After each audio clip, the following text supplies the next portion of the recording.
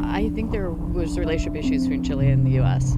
That's probably why. It was never something that was ever brought up. It was never discussed in school. It was never, for me, it would have been a current event, and it's never discussed.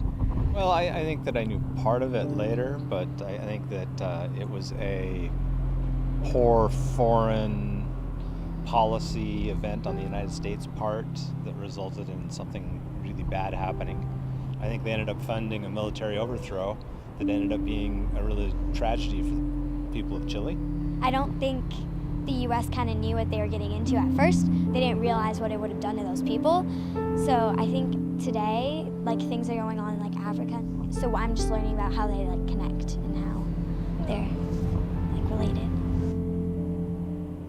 If you could capture one thing that you learned in there that kind of impacted you the most? Probably the 2 college students who were burned by the local police in retaliation for their actions and trying to speak up and stand their ground.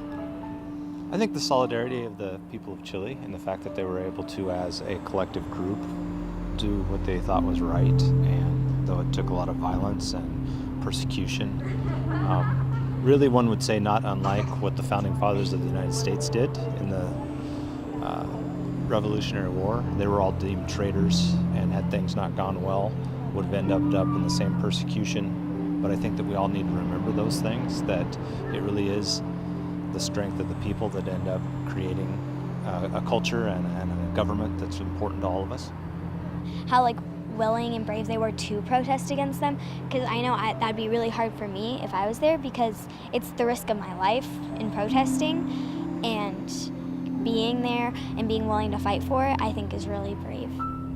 I'm definitely gonna make people like aware of how the U.S. kind of treated this event and how it all happened, and because I know my friends back home don't know anything about this at all, and so I also think that like more people should learn about it in their history classes, because it's, even though it was something the U.S. helped with that wasn't good, people should still learn about it and learn from the mistakes.